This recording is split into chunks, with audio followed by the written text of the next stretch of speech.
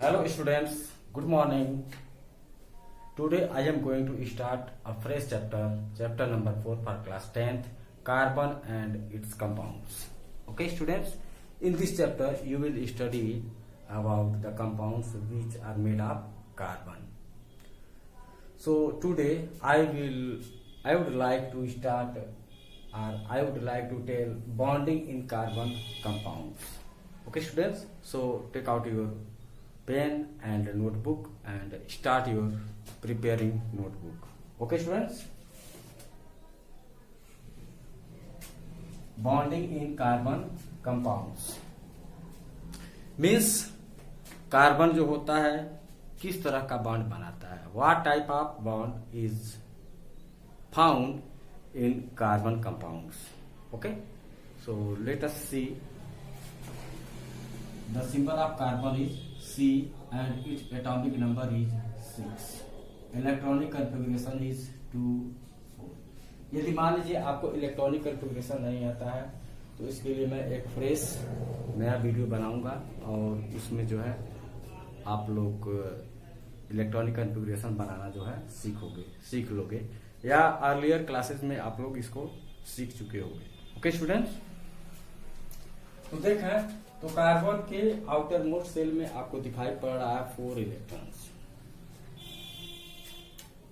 तो octet rule कहता है बच्चों, ऑक्टेट रूल कहता है कि किसी भी एलिमेंट के वैलेंस सेल में 8 इलेक्ट्रॉन्स होना चाहिए. ओके, वैलेंस या आउटर मोस्ट सेल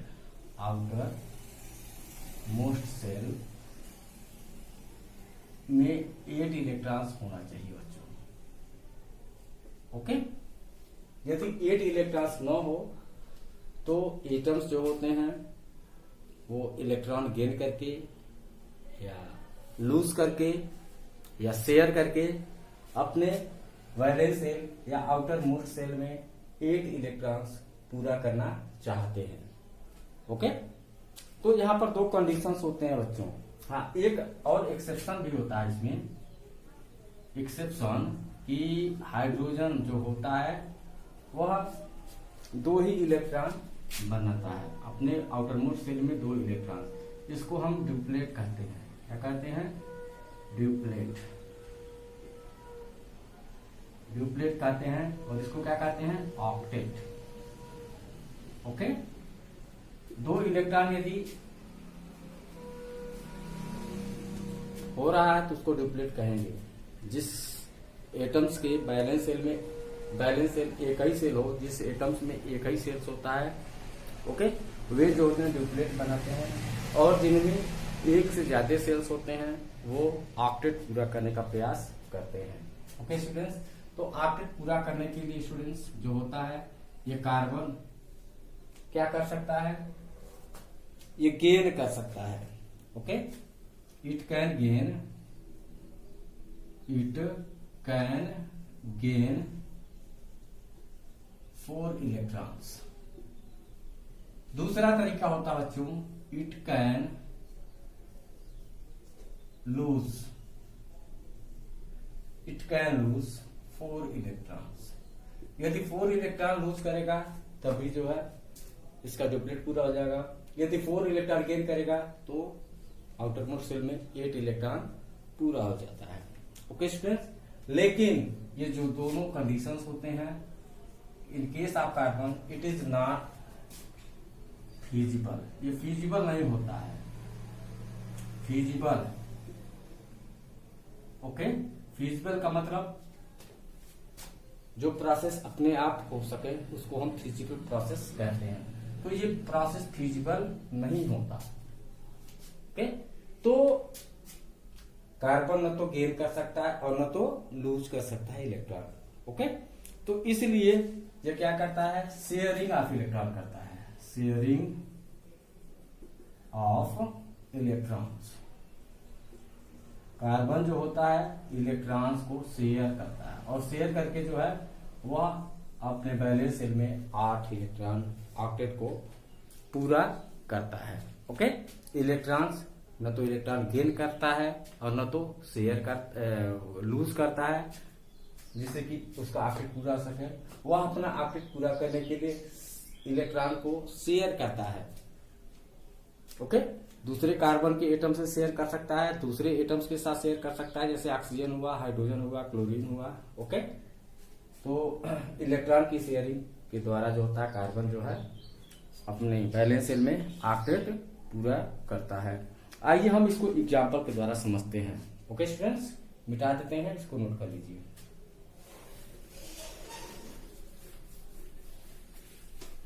तो कार्बन में किस तरह का या कार्बन कंपाउंड्स में किस तरह के बॉन्ड पाए जाते हैं, तो हम लेते हैं बच्चों एग्जाम्पल हाइड्रोजन। हाइड्रोजन बच्चों जो होता है इसका एटॉमिक नंबर 1 होता है। इसका इलेक्ट्रॉनिक कन्फिग्रेशन करेंगे तो 1 आएगा। यहां पर देखिए हाइड्रोजन, ये दूसरा एटम हाइड्रोजन, इसके वैलेंस शेल में 1 इलेक्ट्रॉन, इसके वैलेंस शेल में 1 इलेक्ट्रॉन। ओके, तो ये क्या करता है कि ये वाला जो हाइड्रोजन एटम होता है, ठीक है ना, अपना इलेक्ट्रॉन दूसरे वाले हाइड्रोजन एटम को शेयर कर देता है। ओके, और ये दूसरा वाला जो हाइड्रोजन एटम होता है अपना इलेक्ट्रॉन पहले वाले हाइड्रोजन एटम को शेयर कर देता है। ओके, इस तरह से इस हाइड्रोजन की डुप्लेट पूरी हो जाती है, 2 इलेक्ट्रॉन पूरा हो जाता है। साथ ही साथ इस हाइड्रोजन एटम का भी डुप्लेट पूरा हो जाता है। ओके स्टूडेंट्स, तो यहां पर हो क्या रहा है, म्यूचुअल शेयरिंग हो रही है। Mutual sharing, mutual sharing okay of electron. तो बच्चों जो bond mutual sharing of electron से बनता है उसको हम कोवैलेंट बॉन्ड कहते हैं। कौन सा बॉन्ड बोलते हैं, covalent bond. The bond which is formed by mutual sharing of electron is known as covalent bond. Okay, in case of hydrogen atom, hydrogen molecule, okay,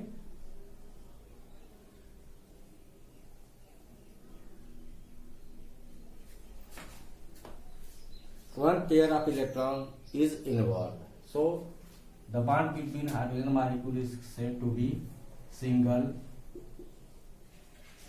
covalent bond। तो बच्चों hydrogen molecule में single covalent bond पाया जाता है।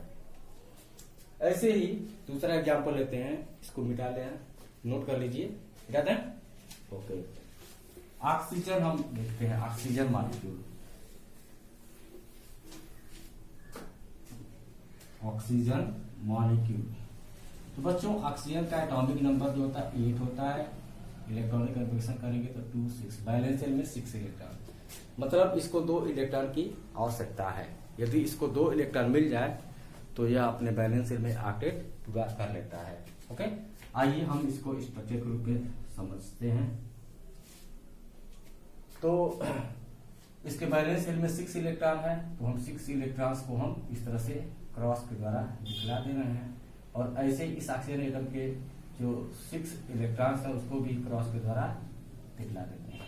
Okay, तो ये जो oxygen atom है अपना 2 इलेक्ट्रॉन जो होते हैं वह दूसरे ऑक्सीजन एटम को शेयर कर देता है। ठीक, इसी तरह से ये पहला वाला जो ऑक्सीजन एटम है अपना 2 इलेक्ट्रॉन दूसरे वाले ऑक्सीजन एटम को शेयर कर देता है। ठीक, इस तरह से जो है इसका जो है ऑक्टेट पूरा हो जाएगा। ए 1 2 3 4 5 6 7 8, पहले वाले ऑक्सीजन का ऑक्टेट पूरा हुआ। सेकेंड ऑक्सीजन एटम का 1 2 3 4 5 6 7 एंड 8, इसका भी ऑक्टेट पूरा हो गया। ठीक है ना, तो यहाँ पर चूंकि 2 पेयर्स जो होते हैं इलेक्ट्रॉन यहाँ पर इन्वॉल्व हो रहे हैं, शेयर हो रहे हैं। 2 पेयर जो है इलेक्ट्रॉन्स इन्वॉल्व हो रहे हैं बॉन्ड फॉर्मेशन में, इसलिए इसको हम डबल कोवैलेंट बॉन्ड कहते हैं। कैसा कहते हैं, डबल कोवैलेंट बॉन्ड। ओके, तो single covalent bond, double covalent bond, यहां पर भी क्या हो रही है, म्यूचुअल शेयरिंग हो रही है, mutual sharing of electrons. Okay, यहां पर इलेक्ट्रॉन की म्यूचुअल शेयरिंग हो रही है। वास्तव में एक एक एटम जो है दो दो इलेक्ट्रॉन की शेयरिंग कर रहा है, इसीलिए डबल कोवैलेंट बॉन्ड बन रहा है बच्चों। ओके, लिख लीजिए, मिटा दें, समझ में आ रहा है ना। ठीक, अब नाइट्रोजन हम मॉलिक्यूल लेंगे, nitrogen molecule.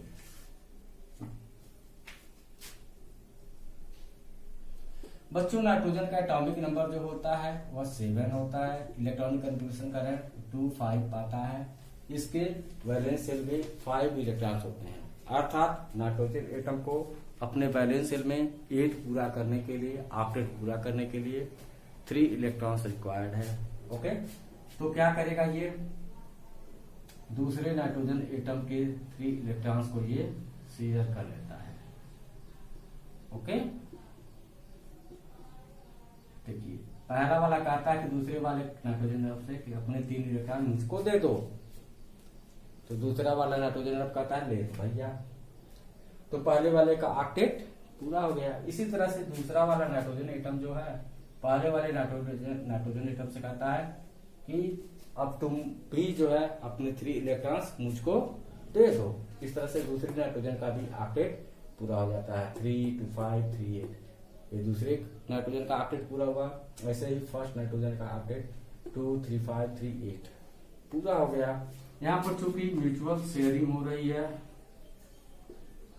Mutual sharing of 3 electrons, इस कारण से यहाँ पर ट्रिपल बॉन्ड बन रहा है, triple covalent bond, triple covalent bond. Okay,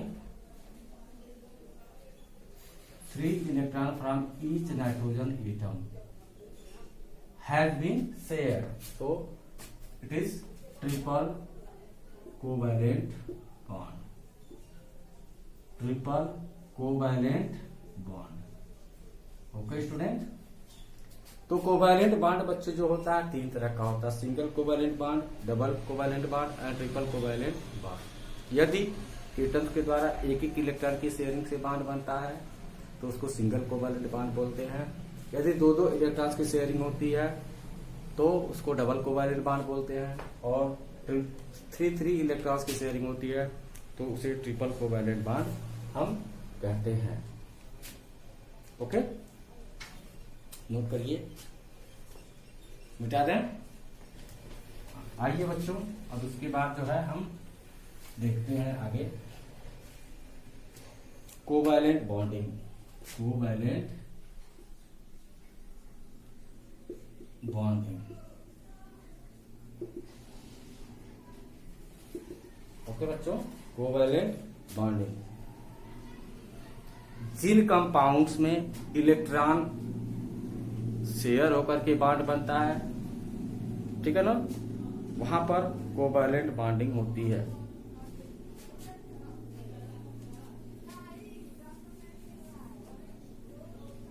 The compounds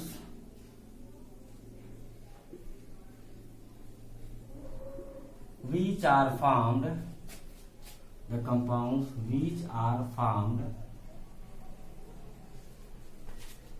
by mutual sharing of electrons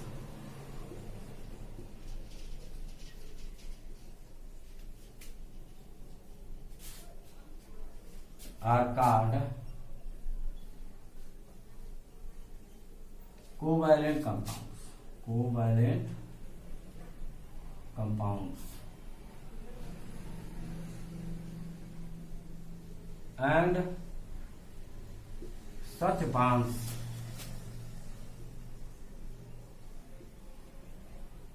which are formed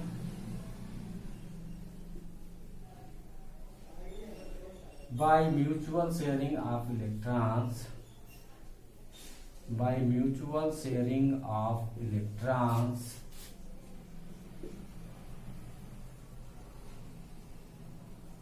are known as covalent bonds.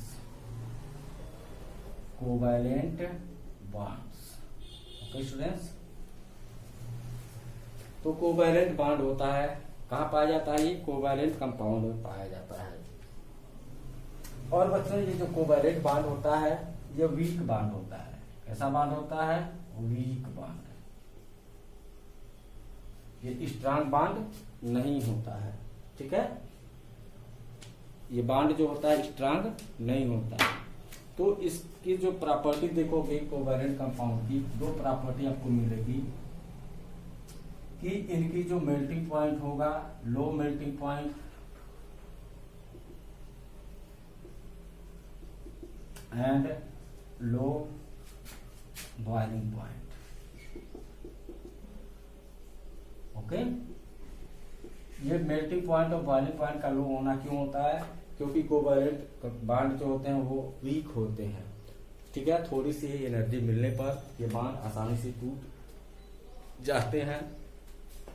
इस तरह से कोवैलेंट जो कंपाउंड होता है सॉलिड स्टेट से वो लिक्विड स्टेट में आ जाता है, या लिक्विड स्टेट से वो गैसियस स्टेट में आ जाता है। दूसरी प्रॉपर्टी होती है बच्चों, ओके, कि they are poor conductor. Poor conductor, covalent compounds are poor conductor of electricity. Okay, क्यों? क्योंकि इनमें फ्री इलेक्ट्रॉन्स नहीं होते हैं। Why? Because such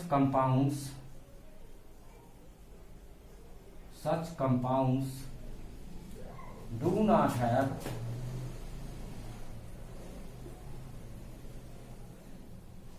ions or free electrons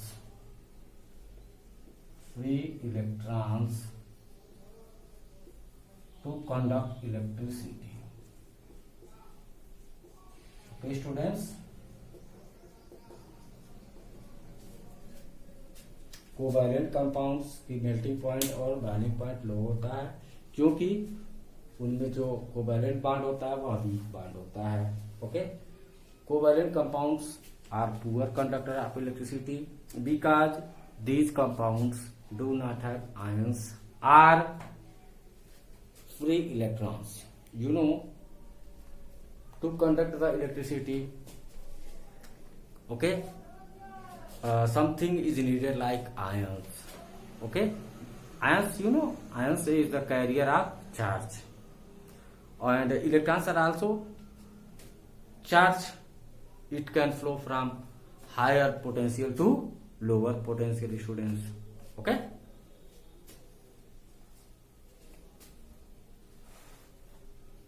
तो मिटा दें इसको।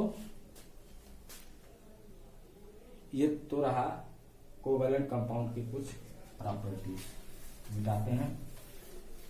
फिर से आपको देखिए properties of carbon compounds. Properties of carbon compounds, reading लगा लें। Properties of carbon compounds.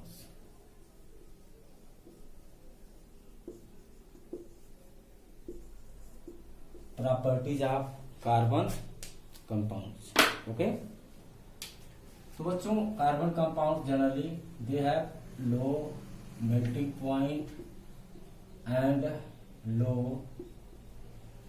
Boiling point. Okay, क्यों? Due to weak force. Weak force, atoms के बीच जो होता है फोर्स वीक होता है। ओके, उसको ब्रेक करने के लिए कम एनर्जी की आवश्यकता होती है, इसीलिए मेल्टिंग पॉइंट या बॉइलिंग पॉइंट जो होता है वो लो होता है। दूसरा प्रॉपर्टी है बच्चों poor conductor.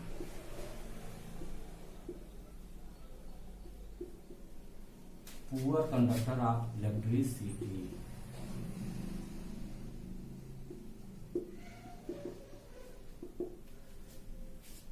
Carbon compounds are poor conductor of electricity because these do not have ions. these do not have ions because of lack of ions or free electrons. Okay, इनमें फ्री इलेक्ट्रॉन्स नहीं होते हैं, इसीलिए poor conductor होते हैं, ये electricity को conduct नहीं करते हैं। बेटा था बच्चों, ये प्रॉपर्टी था कार्बन कंपाउंड्स का।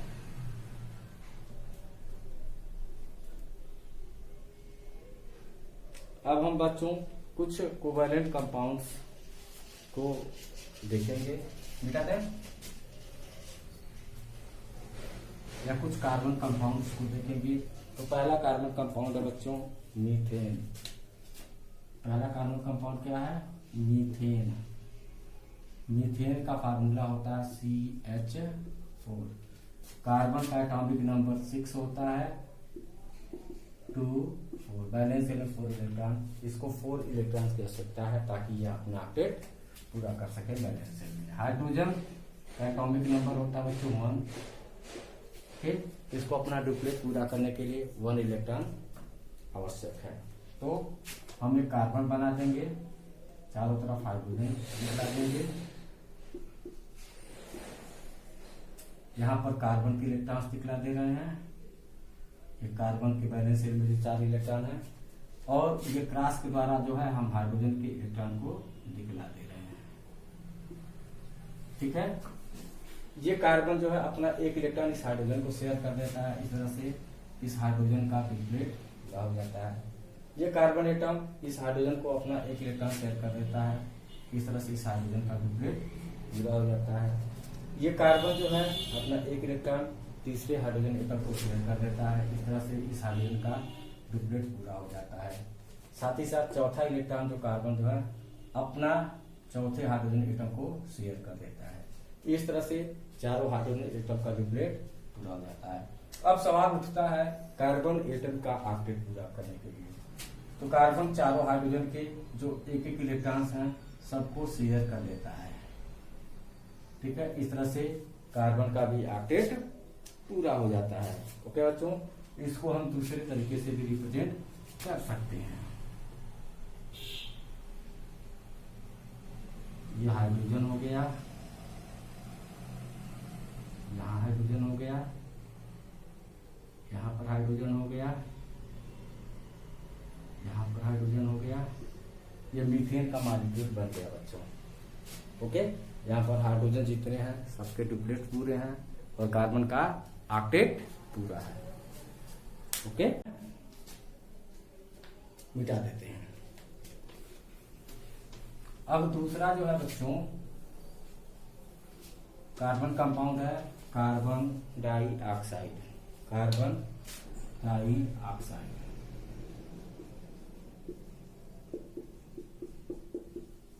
CO2। बच्चों कार्बन का एटॉमिक नंबर 6 होता है। इलेक्ट्रॉनिक कंट्रीब्यूशन करेंगे 2,4 आएगा। बैलेंस शेल में 4 इलेक्ट्रॉन्स हैं। ऑक्सीजन का एटॉमिक नंबर बच्चों होता है 8। इलेक्ट्रॉनिक कंट्रीब्यूशन करते हैं तो 2,6 आता है, नॉट 4।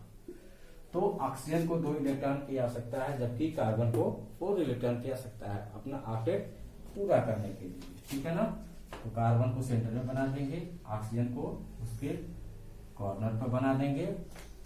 कार्बन के पास 4 इलेक्ट्रॉन है बैलेंस शेल में, तो 4 इलेक्ट्रॉन दिखला देंगे इस तरह से। उसके बाद ऑक्सीजन के इलेक्ट्रॉन दिखलाएंगे, क्रॉस के द्वारा दिखला दे रहे हैं। ठीक है, ऐसे ही दूसरे ऑक्सीजन एटम के जो 6 इलेक्ट्रॉन्स हैं उनको क्रॉस के द्वारा रिप्रेजेंट कर देंगे। ठीक है, ये कार्बन जो है अपना 2 इलेक्ट्रॉन पहले वाले ऑक्सीजन एटम को शेयर कर देता है। ऐसे ही ये कार्बन जो अपना दूसरा जो 2 इलेक्ट्रॉन है और दूसरे ऑक्सीजन एटम को शेयर कर देता है। इस तरह से दोनों ऑक्सीजन एटम का ऑक्टेट पूरा हो जाता है।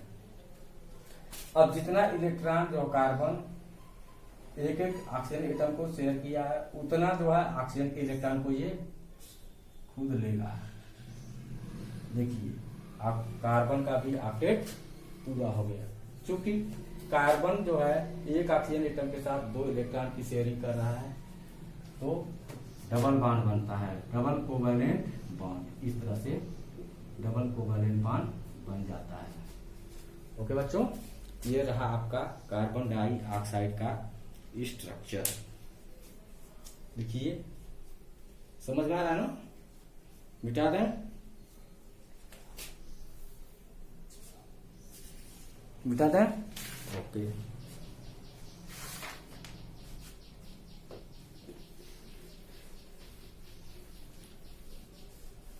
अब बच्चों आप लोगों को पढ़ना एलोट्रॉपी। एलोट्रॉपी हेडिंग लगाएं, एलोट्रॉपी। एलोट्रॉपी एलोट्रॉपी क्या होता है मेरे प्यारे बच्चों?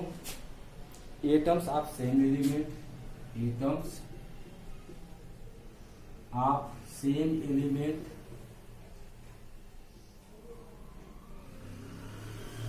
atoms of same element arranged in different manner, arranged in a different manner, different manner,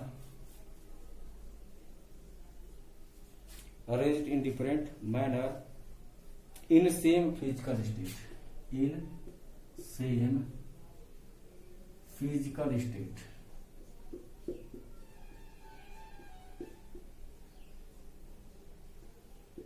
okay, इसी को हम क्या कहते हैं? एलोट्रॉपी कहते हैं।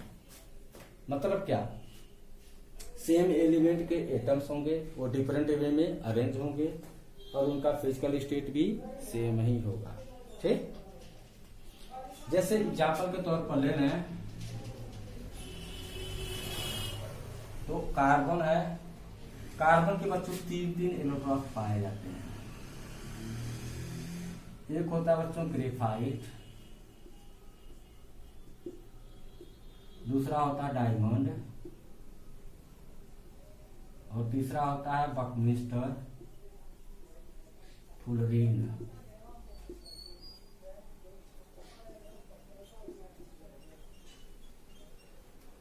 Okay, graphite, diamond, Buckminster, fullerene, ये तीनों के तीनों जो होते हैं बच्चों सॉलिड स्टेट में होते हैं और तीनों का फॉर्मेशन जो कार्बन एटम से होता है। Okay,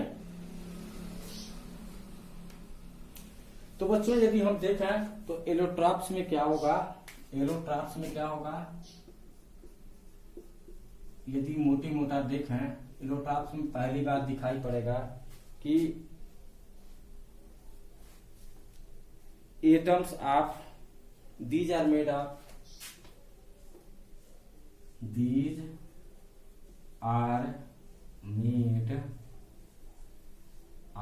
made up of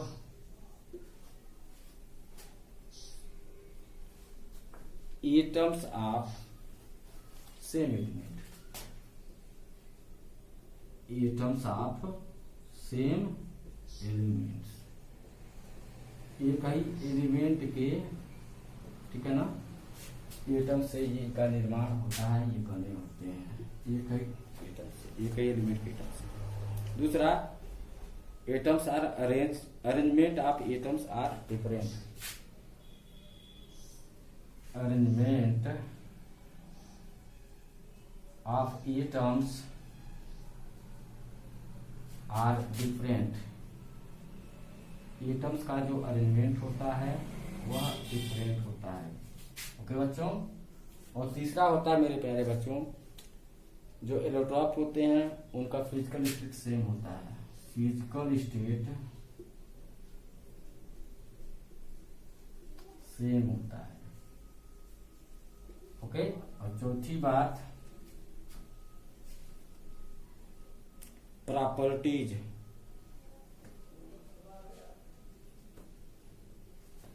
properties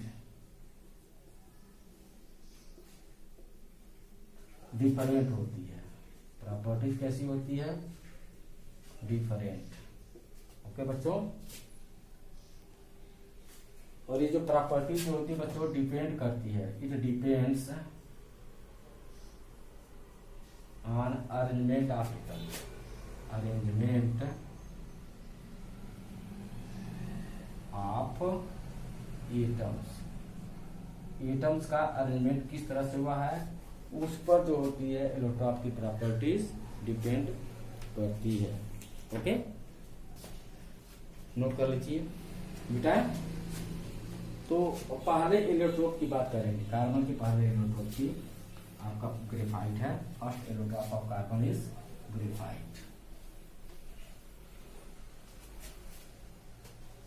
इसको मिटा दे रहा हूं।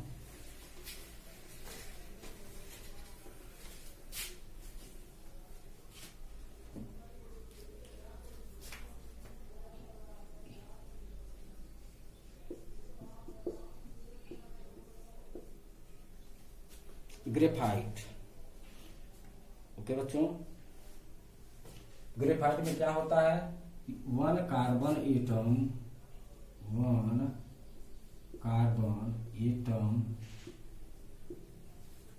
ओके इज अटैच्ड टू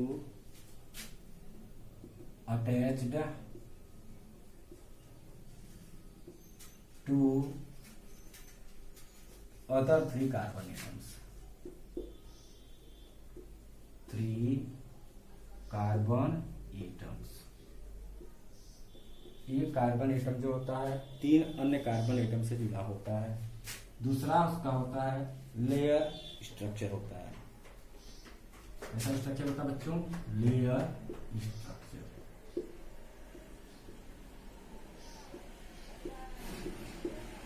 तीसरा इसकी जो होती है कि हेक्सागोनल स्ट्रक्चर होता है बच्चों, हेक्सागोनल स्ट्रक्चर। चौथा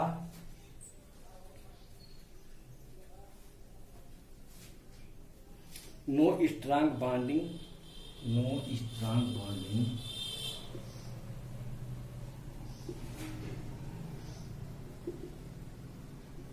एमॉन्ग लेयर्स, मतलब लेयर्स के बीच स्ट्रांग बॉन्डिंग नहीं होती है। So layers can slide over each other. Layer जो होते हैं एक दूसरे पर स्लाइड करते रहते हैं। पांचवा बच्चों इनका 2D स्ट्रक्चर होता है, 2 डायमेंशनल। ओके, छठा इसकी प्रॉपर्टी ये लुब्रिकेंट के रूप में यूज होते हैं बच्चों, लुब्रिकेंट के रूप में। सातवां ये सॉफ्ट होते हैं। ओके, आठवां good conductor of electricity, good conductor of electricity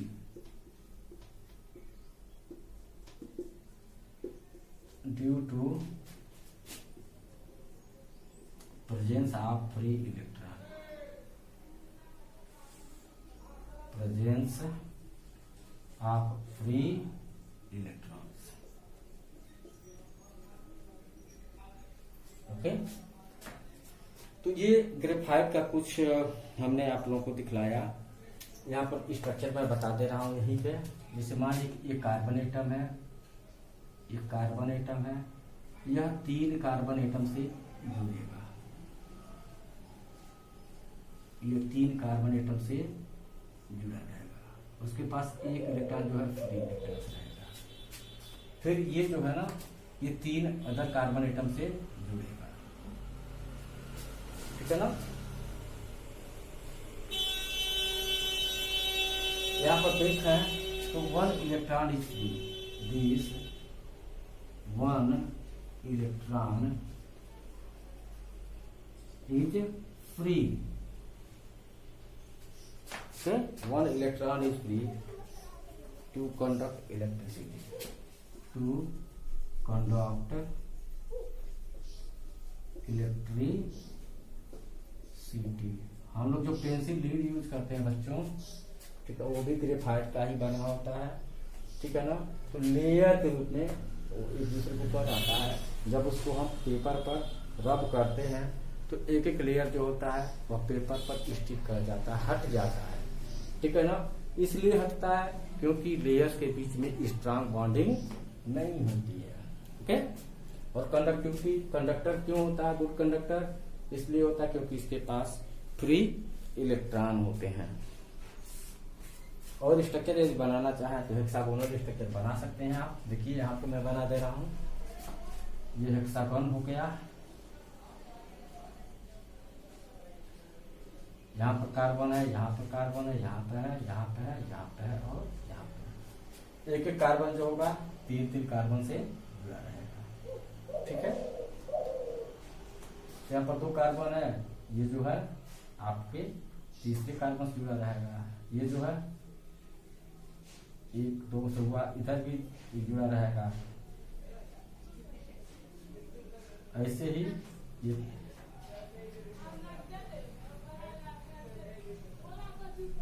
इसके पास एक फ्री इलेक्ट्रॉन रहेगा, ठीक है।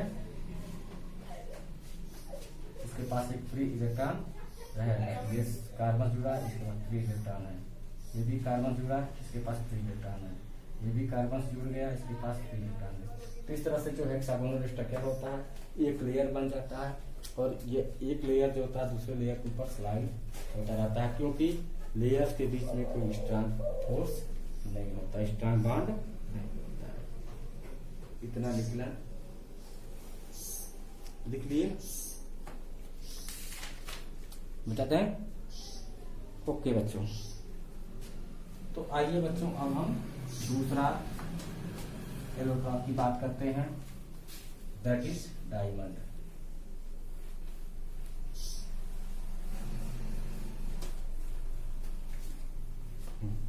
डायमंड दूसरा एलोट्रॉप कार्बन का होता है डायमंड।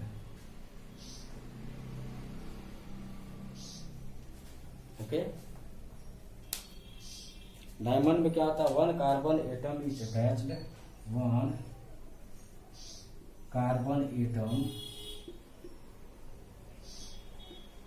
इज अटैच्ड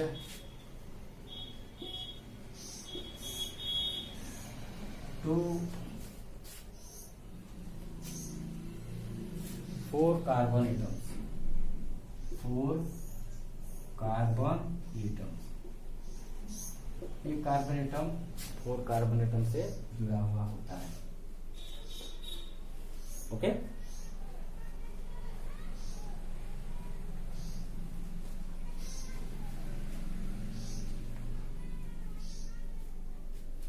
इनका जो स्ट्रक्चर था बच्चों नेटवर्क स्ट्रक्चर होता है, network structure.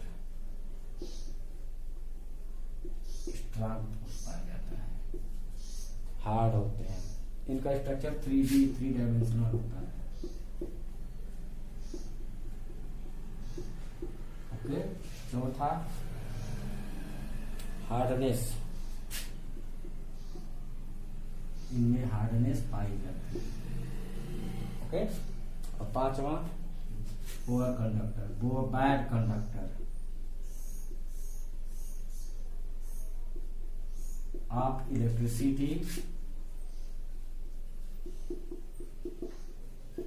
Due to absence of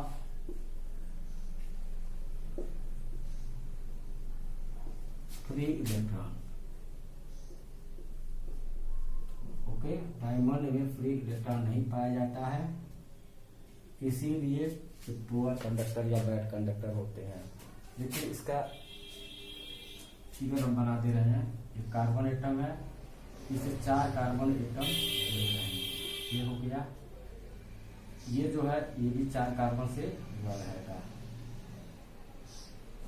network बनता जाता है। ओके।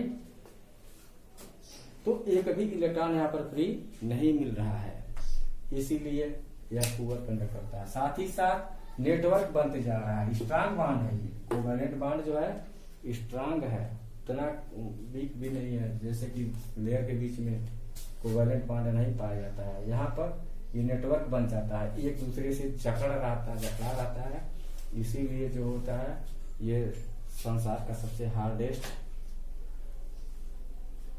सब्सटेंस होता है diamond. Diamond is the hardest material okay on the earth. बेटा है। अब तीसरा एरोड्रॉप है बच्चों बुकमिंस्टर फुलरेन। और ये जो है बच्चों अभी ज्यादा इसके बारे में जानकारी नहीं है साइंटिस्ट को भी। बुकमिंस्टर फुलरेन, इसमें क्या होता है 60 जो होते हैं कार्बन के एटम्स पाए जाते हैं, ठीक है ना। कार्बन के 60 एटम्स जो होते हैं वो रहते हैं और इनका स्ट्रक्चर फुटबॉल जैसा होता है। किसके जैसा होता है? फुटबॉल। इनका भी स्ट्रक्चर जो होता है ओके 3D स्ट्रक्चर होता है, 3D स्ट्रक्चर।